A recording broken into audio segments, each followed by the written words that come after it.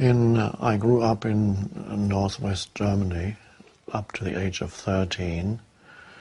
My father was a journalist, my mother a housewife. Then my parents got divorced when I was 12, and my father dropped out of conventional life and society. He was an early dropout before the term dropout even existed. And he went to live in Spain. So my parents got divorced, my father left to live in Spain. And I was very unhappy at school, so at 13 I refused to go to school any longer. That was my only act of rebellion as a child. I was, on the whole, a very meek, obedient child, but something within me prevented me from going to school. I just couldn't do it anymore. So I stopped. My mother didn't know what to do with me. So finally it was decided that I should join my father in Spain, who had remarried, and lived a very unconventional life. He lived on his savings for a few years, and then he started working there.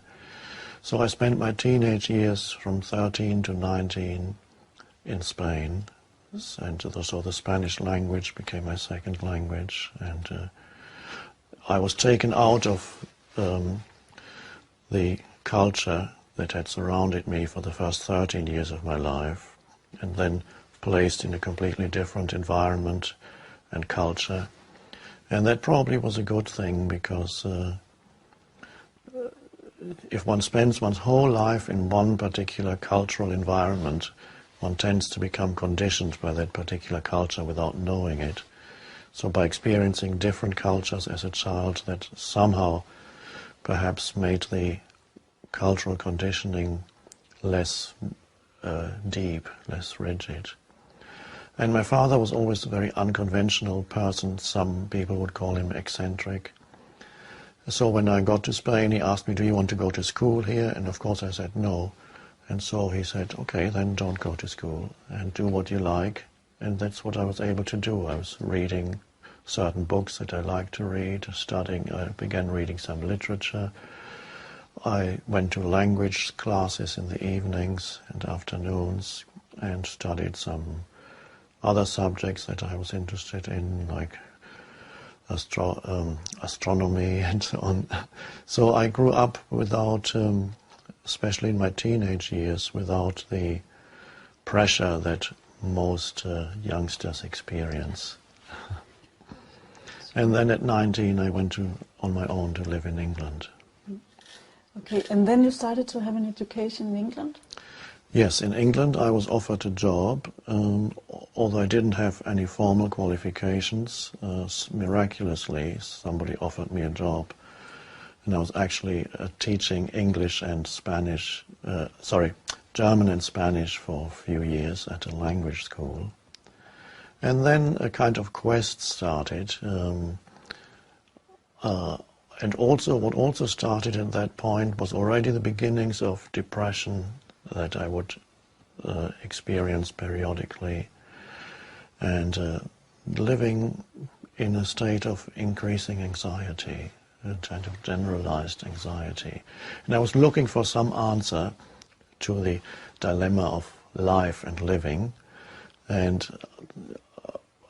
I was looking to philosophy and the intellect for an answer.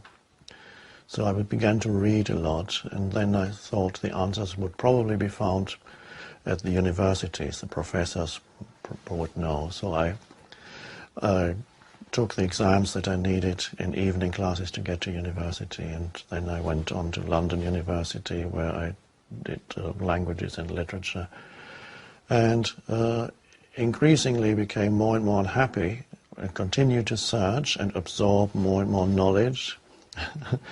And gradually beginning to realize that they didn't really have the answers to life's dilemma. I remember there was one professor at London University that I liked very much. I would go to his classes and admired him. Very knowledgeable. And one day we arrived on a Monday morning and we were told that he had just committed suicide. And that shook me inside. And I realized that certainly these people that I had looked to for an answer didn't have it either. And so my depression intensified, and I did very well in the degree examinations because I studied so hard, out of fear really. I was driven by anxiety. And then after graduating from London University, I didn't do anything for about a year, and that was the year in which I became even more unhappy and depressed, and when an inner shift suddenly happened inside me. It was in my 29th year. I woke up in the middle of the night, and this was not uncommon for me, waking up in the middle of the night and feeling intensely depressed and in a state of great fear at the same time. And that happened again that night, and the thought occurred to me, I can't live with myself any longer. And that thought repeated itself in my mind. I can't live with myself. And then suddenly I looked at the thought. I kind of stood back from that thought and looked at it and said, that's a strange thought. I cannot live with myself. Am I one or am I two? This thought seems to show that there's two people here. I and the self that I cannot live with. I didn't have an answer to that question. It's just that question, that puzzle arose in my mind. Much later, it reminded me of a koans that they have in Zen, that are puzzles that are designed to stop the mind. For example, what is the sound of one hand clapping is a famous koan. And it doesn't have an answer on an intellectual level, and so the question that arose in my mind also didn't have an answer on an intellectual level. Who am I, and who is myself that I cannot live with? But that question triggered an inner shift. Something inside me, and I didn't understand it at that point, must have disidentified from the self, the unhappy me, as I later called it. So a kind of an inner disidentification happened. The I am, which I later recognized as the consciousness that I am, separated itself from the conditioned entity, the conditioned consciousness that provided me with my sense of identity, the self. And that consisted largely of an unhappy story. So then I felt I was like being drawn into some kind of vortex of energy, as if I were disappearing in that. And there was still a moment of resistance. And I heard something almost like a voice inside me that said, resist nothing. So I gave up resisting the feeling of almost the feeling of disappearing into nothingness. And so that, don't remember very much else of that night.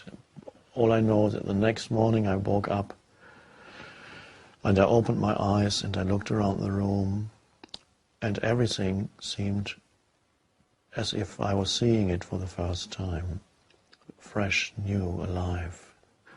The light coming through the windows, familiar objects on the table. They looked fresh, new and alive. So I got up and went out for a walk, and I looked around, and everything seemed so peaceful. Even the traffic in the city seemed so peaceful, and I knew something strange had happened. There was suddenly, everything was filled with aliveness and peace, and I didn't know why. And that went on, and then this inner peace as the background to all experiences and the background to all sense perceptions, even as the background to my thinking, that then never really left me again. But it took me a long time to understand it, to be able to put it into words. And so a little later I started investigating other spiritual teachings, for the first time Buddhism, Christianity, and more contemporary spiritual teachings. And very quickly I recognized the truth that is in many cases hiding underneath sometimes centuries of cultural additions, interpretations and misinterpretations. And I could see the truth that's in Buddhism, that's in Christianity, the original teachings. And in turn, they shed light on what had happened to me. For example, I picked up the New Testament and I read Jesus' words, "The peace that passes all understanding." I said, that's exactly what I feel. I have this peace and I don't understand what it is. So he must have had the same experience. Peace suddenly arose, which was not causally related to anything in the external world. It wasn't caused by something wonderful happening in my external environment. So it didn't seem to have a cause, an external cause. And then later I visited Zen teachers and so on, and again I recognized the truth of Zen immediately, but they also helped me to understand and put what had happened to me into a wider context. For example, I remember talking to one Buddhist monk who said, who talked about coming to the end of always having to thinking. And he said, Zen is about not thinking, ultimately. And I immediately realized something that strangely, I hadn't realized before, that my thought processes, ever since that happened that night, had become reduced by maybe 80%. So I wasn't actually thinking that much anymore. And that's why there was so much peace. So I realized the continuous mental noise, as I now call it, which is the compulsive and largely useless thinking that most people are continuously engaged in, that had come to an end. There would still be some thought, and I could use thinking when I needed it, and occasionally thoughts would come in and out, but there were huge stretches of no thought. And in those long gaps and intervals of no thought, there was that wonderful experience of inner peace. And I realized that inner peace had been there before, even when I was still anxious, but had simply been covered up by the anxiety, by the hyperactive mind. And so this then gradually developed into a spiritual teaching. So the spiritual teaching now attempts to show people that they have within themselves already what they may perhaps are looking for on the outside. The aliveness, the peace, the sense of deep inner fulfillment is already present in every human being as their innermost essence. So it's not a question of needing to obtain or acquire something new, which is often what spiritual seekers are looking for. Everybody is looking to acquire something to fulfill him or herself. They may be looking for it on a material level, or on the level of experiences, or on the level of accumulating knowledge, or accumulating wealth, or spiritual seekers want to add more spiritual experiences to who they are, or find themselves at some point in the future. And you can't, because if you're looking to the future to find yourself, you're missing yourself already, the essence of your being, which you can only find in the now. So my realization that night took me years to understand, and in the process of understanding it, at the same time, people would already come to me occasionally and ask questions. So gradually I was able to talk about it, and I was able to recognize in others what I had been through. It's the same dilemma, perhaps with the exception perhaps that I was suffering from it more acutely than many others, that's all. I was even more deeply immersed in the mental noise and the emotional turmoil than would be normal. But the same mechanism operates in everyone. So the teaching now is to point out that there is a dimension in you that is deeper than what you normally identify with as yourself, that is deeper than the me, the personal history that most people believe is who they are. And so the recognition of that dimension comes when you make room inside yourself for the present moment, because it can only come out of an inner alignment with now, as I call it, which is life itself. The stream of thinking is always concerned with past and future. So for most people who are identified with thinking all the time, every thought is invested with a sense of self and me. So every thought grips you completely and you're in it. This is what identified means. Every thought that arises becomes a me, and you think it and you're in it. And so most people are dragged along all day long by this mind stream, one thought after another. And within that mind stream there is a mind-made sense of self, a me, consisting of past memories and experiences and things that my mind has identified with and that contribute to my identity. They're all thought forms. For example, my possessions, my knowledge, my experiences, or what people have done to me, what I have done to people. Things that, whatever you identify with and then hang on to in your mind, becomes a me. And that was really the self that night I recognized as not really me. So there's the mind stream, there's identification with the mind stream, and there's the possibility of stepping out of the mind stream by accessing the present moment. Now, to most people, the present moment almost doesn't exist, because what they're really interested in is the next moment, or the one after that. So they live always towards the future. They live towards the next moment.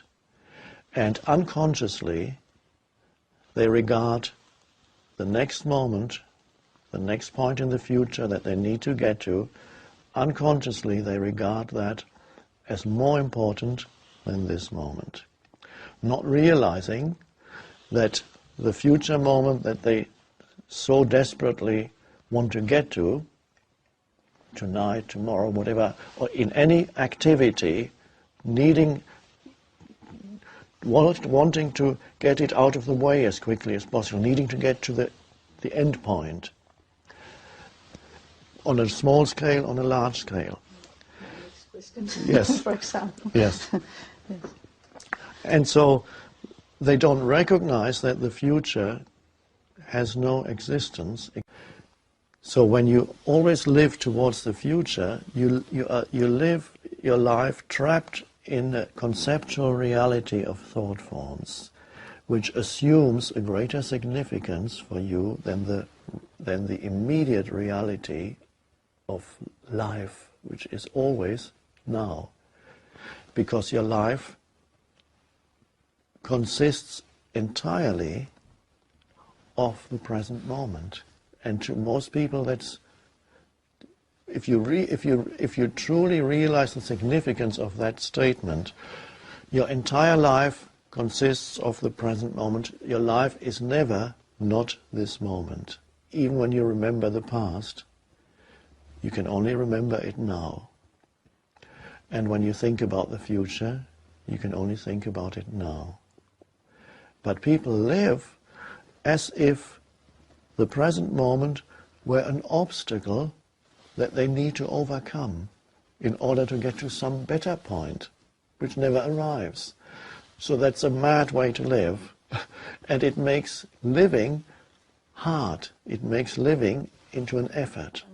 We have been conditioned over thousands of years. The human mind, which was a wonderful thing, the ability to think at some point, long time ago, must have arisen in humans, the ability to conceptualize mentally. And this has opened up a whole new dimension for humanity, and of course it has made humanity the most powerful species on the planet, because humans are not physically the strongest species, but they were able to dominate all the other species because of their ability to think. And so that developed slowly, probably in mythological form. It's expressed in the story of Genesis at the beginning of the Bible, when they eat this apple that comes from the tree of the knowledge of good and bad, to differentiate this, that comes only through the ability to think, to analyze, to separate. And so that gradually developed in humans, and at first it wasn't a problem. It opened up new possibilities. Then over thousands and thousands of years, the thinking mind became stronger. It grew, and gradually they lost connectedness with something that is deeper and more essential within themselves. We could call that being, the sense of aliveness, a deeper intelligence even that is more than just the thoughts that go on in your head. So gradually, humans, because of the growth of the thinking mind, lost their ability to sense their deeper connectedness with life. And then now we have arrived at a point where our whole sense of who we are is caught up in the mind and in thought. So we have been through an evolutionary stage, which was a necessary one for humanity, and we could call that the stage of mind, the stage of thought. And to such a point now that we are completely possessed, I use that word, we are possessed by the mind without knowing it. We cannot stop thinking, it seems. We can, but for most people that's not yet a reality. They have to think, the compulsion to think, and to derive your sense of self from the movement of thought. We're arriving at the end of this whole evolutionary stage, and for humanity now to go on, it needs to transcend the mind, no longer be possessed by the mind, to go beyond the compulsion to think into a deeper level of being. So it's almost like regaining what they have lost. But when you regain something that you lost, you regain it with a deeper awareness. And this is the process that we are involved in now, that humanity is involved in now, because an evolutionary transformation, a transformation of consciousness, really is no longer a luxury, so to speak, is no longer optional for humanity. For the first time in the history of humanity, a transformation of consciousness is a necessity if humanity is to survive, because we are creating havoc on the planet. We are creating hell to a large extent on a planet that potentially is paradise. Is that why you, you could have chosen just to stay on your own and being on your own, but you chose to be a teacher and to go out and teach. Why is that? Yes. Being a teacher was the response to a demand that came to me. So it was not so much, it wasn't a conscious choice that, I want to teach or I need to teach. It simply arose out of, first of all, individual people coming to me and asking questions or wanting some kind of help or becoming drawn becoming interested in what I had to say and experiencing an inner shift after coming a few times. And so being a teacher, that developed organically without me ever deciding I want to be a teacher. And so from seeing individuals, it gradually developed into occasionally meeting in small groups, and that went on for a few years. And out of all these meetings with individual people and small groups, I took notes after meeting with people often, because things that I said in those individual sessions or group meetings were things that were new to me also. They came out of that moment. They came out as a response to a person's question. So I would often take notes, and I had a collection of notes after a few years. And some of those notes later became incorporated into The Power of Now, the book. And so The Power of Now is in part the result of my work with people over a number of years, and in part the arising of also a new teaching in the process of writing it. I read one in an interview you gave that that for a lot of years you were only absorbed in being, and you were not doing anything. Yes. And it was a kind of unbalance in your life. Yes. Could you describe that? Yes. Well, after the transformation happened that night, my external life for a few more years went on as if nothing much had changed on the external level. I went on to do graduate work. However, my heart was never fully in it anymore, in intellectual pursuits, in analytical work. But that was, my external life had a certain momentum. So it went on for a few more years, and then that momentum came to an end. And a point arrived when, and suddenly I realized this has come to an end, and I simply walked away from it all. And after that, 2 years followed in which I did very little, and I didn't have a home of my own. I would drift from here to there, spend most days just sitting.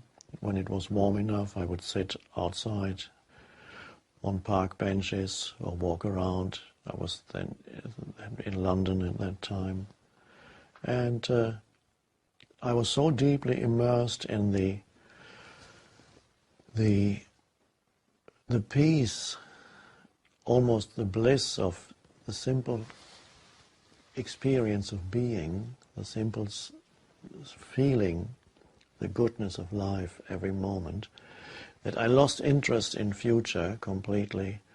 There were no ambitions, and I wasn't even interested in doing anything. So from an external viewpoint, one could say my life for a while became unbalanced. I became so deeply immersed in being that I lost interest in doing. One could almost say I lost the ability for a while to be active in the world. And then gradually the ability to be active in the world came back. So a balance after a while re-established itself. So I'm now able to be active in the world and at the same time be rooted in being. One does not exclude the other. But for some reason I had to go very deeply within for a while. Perhaps even on a larger scale, it may be that some people for a while have to go very deeply into being simply to provide a balance on the level of the collective consciousness, because most human beings are totally lost in doing. So it may require a few humans who go very deeply into being to provide a balance. Although on a personal level it might look as if they were unbalanced. Are you always in presence now? Or, don't you get relapses? Don't you ever get angry or frustrated? Or? No. No? I live in a surrender to the present moment, and so that is always there. Whatever happens right now, I recognize that it is futile to argue with whatever is happening at this moment. So emotions occasionally still come. If I see human suffering, I sometimes weep, I can cry, and yet even then there's a deep sense of peace in the background, even though I may cry externally if I see especially humans inflicting so much suffering on other human beings and on animals and on nature, on the planet. So sometimes tears come, and yet deep down I know that ultimately life is timeless and indestructible, and I know that death is not the opposite of life, but only the opposite of birth. Life is beyond the forms of life. Life is timeless and immortal. It's that which underlies the entire manifested world. And that dimension is present in each human being. Yes. So what is your life like today? Do you have a family? Or? No, my life is now very different from what it was before, especially before the book came out. I was already teaching before the book came out, but soon after the book came out, the book grew very quickly. At first through word of mouth for 1 year, and then other people discovered it and started writing about it and speaking about it, and then it accelerated. So soon after the book came out, the teaching developed a momentum that was almost overwhelming. And it turned my external life around completely, from living a very sheltered life, a very quiet life, almost a hermit-like life. Suddenly, everybody wanted me to teach, and demands for this and that were coming in, invitations flooding in from all over the world, and so on. And then I responded at the beginning to almost every invitation, and then I realized it's impossible. I can no longer respond to every invitation. So, nevertheless, my life is now almost public. And the groups become bigger and bigger. In the United States, the average number for talks is 2,000 people now. And so I'm very much out there in the world.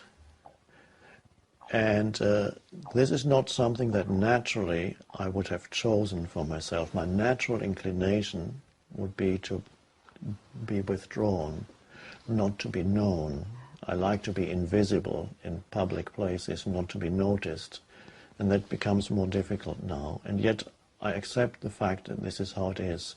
So there's a lot of traveling, and there's been so much in the past few years that now I feel I need to cut back for a while.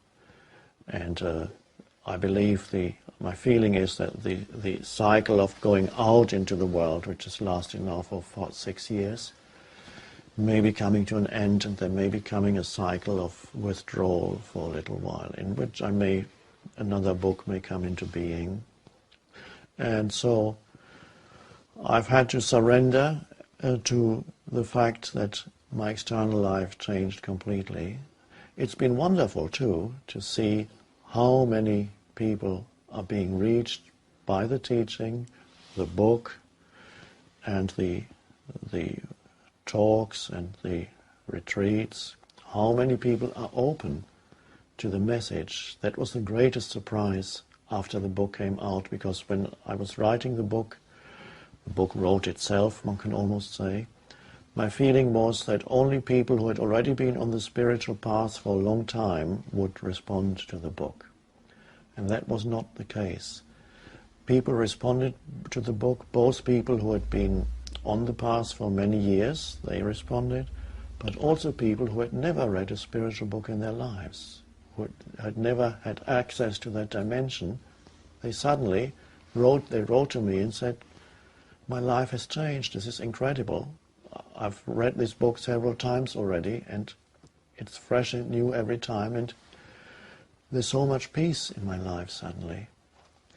So the books seems to have reached all kinds of people, no matter what their background is. Also education doesn't seem to matter very much. Some highly educated people are open to it, and others who are not equally open, because it's not difficult to understand on an intellectual level.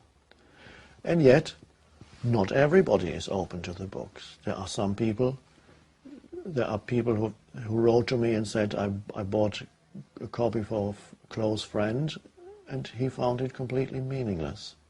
He read 2 or 3 pages and said, it doesn't make sense to me, and so they put the book on the shelf. And it may well be that in 10 or 20 years' time they take the book down from the shelf again, and suddenly there's an inner readiness. So many people are open, but certainly not everybody. I have some more questions about this new situation of yours. I mean, you have become a success, and your books have sold in million copies all over the world, and you have become famous, and you're making a lot of money. How do you handle that? I'm not very good at handling the external things like money. So basically it hasn't made very much difference to my life, and I haven't really paid much attention to it. Most of my attention is absorbed by teaching or answering questions and so on. And yes, I live in somewhat more spacious surroundings now than I used to, but that's really all. So that hasn't made very much difference. I'm hardly aware of it. For a large part of my life I lived with very little money, and probably people would have said I lived below the poverty line, as they call it, and yet I never felt poor. I always felt I have quite enough. And now I don't feel wealthy any more than I did then. So it's exactly the same feeling. So it's a very abstract thing, the fact that now there is more wealth in my life on the external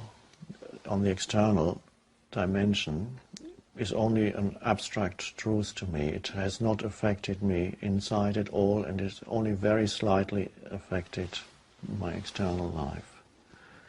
I walk around cities and look at shops, and I sometimes like to look at things, but very rarely do I actually feel the impulse to go and buy something. It's enough to look at a beautiful object and then walk on.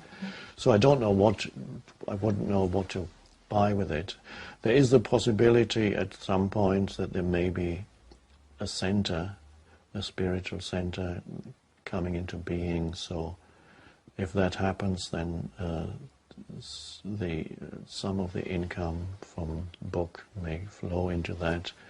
That is something that I'm not actively planning now, but I have a feeling it may happen. And I also imagine that many people want to have something from you, and yes, they are maybe they are admiring you, putting you in a place of a guru. Or yes. And how do you relate to that? Do you need to protect yourself? Or? Yes, before it used to be the way that anybody who wanted to see me would just call me or talk to me on the phone. I would talk to them and say, "Can I see you?" "Yes, come." And then after the book came out, that became impossible because the phone kept ringing. And so in one sense, when I was only reaching a small number of people, however, there was the satisfaction of having personal, close personal contact with people who came to me. Now, the close personal contact, because the numbers have grown so much, that has become lost to a large extent. And yet, the teaching is reaching far, far, far more people than it did before. So really, and this is very much the same in any situation in life, every situation has its own limitations. There were certain limitations to my life on an external level when the teaching was not yet reaching many people. The teaching was very limited in that sense, although it was very satisfying. Now the limitation is that people cannot access me personally very easily. I have to have several people in between me and the world, simply because on a practical level it's the only way I can live. I cannot reply to every email or answer every letter, and thousands of letters come in all the time, and emails. And I cannot just pick up the phone and answer it, so that it's harder for individual people to reach me. It's difficult, if not impossible. And that's simply, I need to accept that is a limitation that's unavoidable, knowing, however, that the teaching is reaching far more people than ever before. Yes, it's a pity. I still sometimes have a little group at home in Vancouver of people I've known for a long time. Even before the book came out, they used to come to see me. So occasionally we get together as a little group of 20 people or so in my living room, and I enjoy that very much. So that's how it is. It's always a question of surrendering to whatever the present moment presents you with, and whatever limitations there may be at this moment. There's no situation that is free of the limitation of one kind or another. Why do you have an explanation why your teaching applies so much to modern people? Well, the terms used, the words, the terminology that is used in the teaching, the words that are used, which are no more than pointers, not philosophical explanations, they are relatively neutral. They don't carry the weight of centuries and centuries of past as they do in ancient teachings. So they're not culturally conditioned in that sense, relatively neutral, and so they can reach many people, no matter what their background is. People who may have a religious background can be reached if they are open enough, because I don't deny that there is deep truth in every religion. This is why I quote in The Power of Now from Buddhism and Hinduism and Christian teachings. And even people who have no religious background whatsoever can be reached by the teaching. This is one reason, perhaps, why it has reached so many people. And another reason is that the Power of Now was written, it came out of that state of consciousness that it points to. So it came out of a state of inner stillness and receptiveness, spontaneously. The writing was a spontaneous act, although I incorporated some of the writings that I had done in previous years. There was an enormous, very strong creative impulse that flew into the writing. It flowed into the writing. So the book contains an energy. This sounds perhaps a little mysterious, but many people have said it, that when people read the book, the words go beyond the mere informational value of the words. This is why one can reread the book many times and still feel it's fresh and new.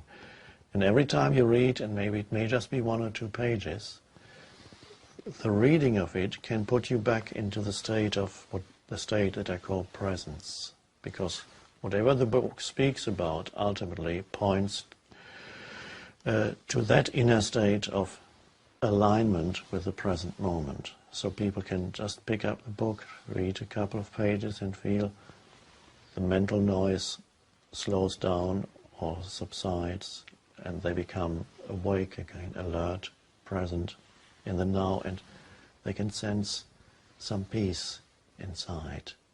And so that's what it's all about. So that is at work in the book, and it is also at work in the group sessions, because in the group sessions, nothing is ever prepared. I don't come with a script. I don't even come with any idea in my head what we are going to do today or talk about today. When I sit down on the chair, I have no idea, even a few seconds before opening my mouth, what's going to come out. So in that sense, you can say it comes really out of the immediacy of the present moment. And so what words come out depends very often on the energy field of the group. And so there is an interaction between the teaching, the teacher, and the taught. There's an ancient Eastern saying that says the teacher and the taught together produce the teaching. And that's how it is. And that's why the teaching has great power, because it doesn't come from the accumulated knowledge of the mind, but it comes out of the immediacy of the present moment. It's not prepared, and even on a retreat that lasts for 3, 4, 5 days sometimes, there's absolutely no pre-planned structure to the retreat. It all grows organically out of the present moment.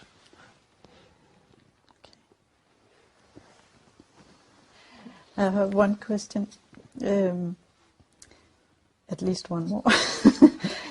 You talk about surrendering, and you talk about suffering as one path to surrendering to presence.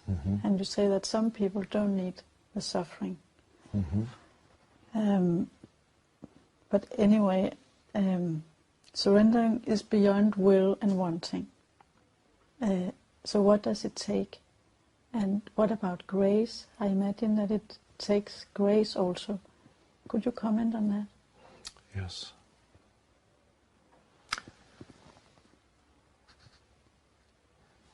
You won't surrender, which means, surrender means only accept this moment as it is. But you won't be able to surrender unless you're completely fed up with suffering. You've had enough suffering. And at some level, you recognize that most of your suffering is self-created. It is created out of resistance to what is. It is created out of an interpretation of something that is. It comes from a thought, from an interpretation, not from the situation. So you realize really that I've had enough suffering, and only when you've truly had enough suffering in your life are you able to say, I don't need it anymore. Suffering is a wonderful teacher. Suffering is most people's only spiritual teacher. And suffering deepens you.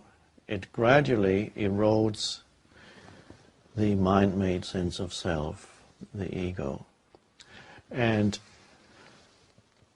for some people, the point arrives where they realize, I have suffered enough. And that, for example, is the case with almost all the people who come to a retreat.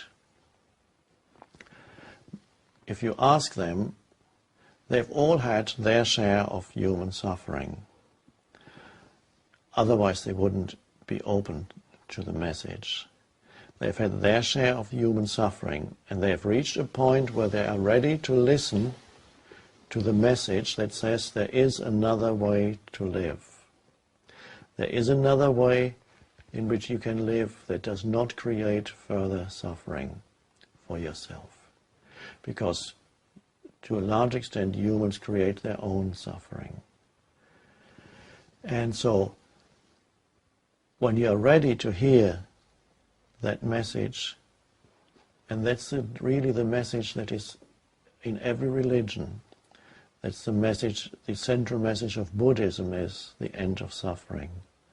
And even the central message of the teaching of Jesus is finding the pearl of great price, finding the kingdom of heaven that is within you here and now, as Jesus says. And that, of course, is the end of living in a state of suffering. So, one could say that you need suffering for you to realize, for you to come to a point of realization that you do not need to suffer anymore. There's a paradox here. If I had not suffered,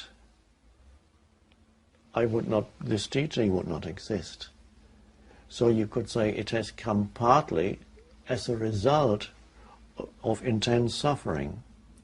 Because as a human being, I would not have evolved spiritually if I had not suffered. So suffering was my main teacher, and suffering is for many people their main teacher. But then some people when they are ready, they come into contact with a spiritual teaching or teacher, and that can speed up the process of realization that you don't need to suffer anymore. You're ready to hear that. So that was, the Buddha talked about nothing else already 2,600 years ago, that there can be an end to self-inflicted suffering. And when you don't inflict suffering on yourself anymore, and remember, it's the thoughts. Your thoughts make you suffer more than anything else. It's not usually the situation, it's your interpretation of the situation, of how dreadful it all is. And so when you see that, then you see there is another way to live in which I no longer mentally argue with what is. And that's the end of self-inflicted suffering. And if I no longer inflict suffering on myself, I no longer inflict suffering on others, because the two go together. But what will make me or somebody else take that step? Is it just acceptance? It's acceptance, but acceptance won't come unless you've reached this inner point of readiness. And this is why I never try to convince anybody that what I'm saying is true, or they should practice something. I never say you should do this, or trying to convince somebody who doesn't want to believe it. That is pointless. Only if you are ready internally for it. And so one way of putting it is, say, if you have suffered enough, then you're ready, then you're open to it, and you immediately see the truth of it. You immediately see that you ultimately make yourself suffer. It's not the situation, it's the mental interpretation of the situation, which in most cases is a form of resistance. And that creates the suffering. And so you need to, when you hear these words, if you don't immediately recognize the truth, if there's an inner arguing, that's fine. There's no should here. There's no, the teaching never says this is how you should live. It's only if you can hear the truth of it, it will make sense to you, and then it can help you. So it can only help those who have an inner readiness. But there are many, many people alive now in whom the readiness is there. They are able to hear it, to truly hear it, and immediately recognize, yes, this is true. Convincing never works. But being in the presence, I mean, is it a possibility for everybody? Being in the present moment is a possibility for those who are ready for it. Not yet for everybody. What if? I mean, what would happen? Would we have electricity, and would it work? One thing is certain, that the world would look very different from the way it is now. We can't possibly imagine how the human world would look if everybody lived in a different state of consciousness, in a state that is predominantly a state of inner peace, what kind of civilization would we create out of a state of inner peace? It's impossible to predict. All we can say is that probably it would not be as complex as it is now. People would not be running around continuously engaged in largely pointless activities. It would probably not be such a noisy civilization as it is now, because no civilization has ever been as noisy as this one, and that's simply because whatever human beings create externally is a reflection of their inner state. So we are polluting the planet simply because our inner selves are being polluted by an enormous amount of negativity, of continuous resistance. So the outer is always a reflection of the inner. So if the inner is predominantly a state of inner peace, we create a peaceful world on the outside. What exact form that would take, we don't know. We'd have to see what it is. It would very probably be a much more simple world, more harmonious and beautiful. Not nature is beautiful already, but I'm speaking of the human-made world. Is it possible in a few words to say what is the essence of your teaching? Is that possible?